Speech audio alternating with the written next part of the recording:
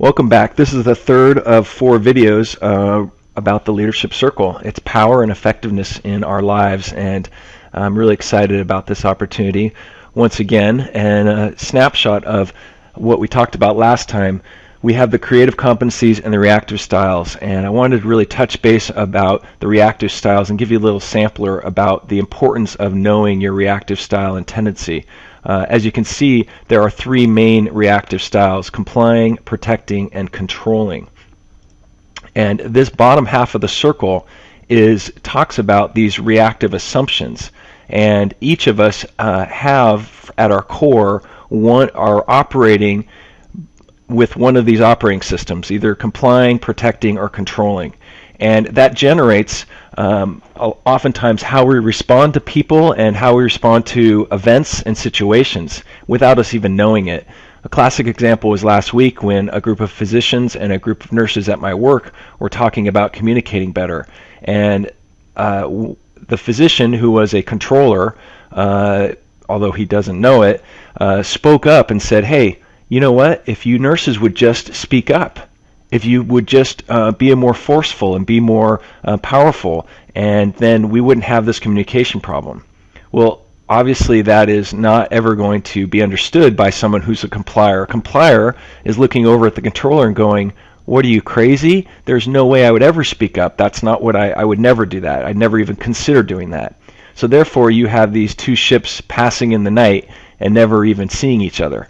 And so the real power with understanding better your reactive assumption, and which it really drives your operating system, is to better, once you recognize it, then you can manage it, and then even possibly you can even transform it or change it out. And that's really where the power comes, because as you do that, you change from being predominantly in this half of the circle to up into the creative tendencies half, which is where true, incredible, effective leadership develops.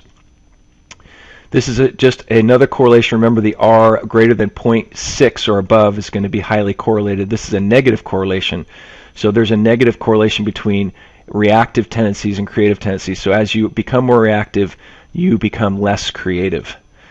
This is a snapshot of the 3 types of reactive styles. A complier is someone who gets their worth from being loved and accepted, and a controller gets their worth from being dominant and in control. And someone who is a protector or protecting will get their worth and identity from distance, self-sufficiency, and avoiding conflict. So here's a schematic of the operating systems down here. If you imagine the water surface is along here, the operating system's below the water surface, and so are oftentimes our feelings. We stuff them in and we hide them.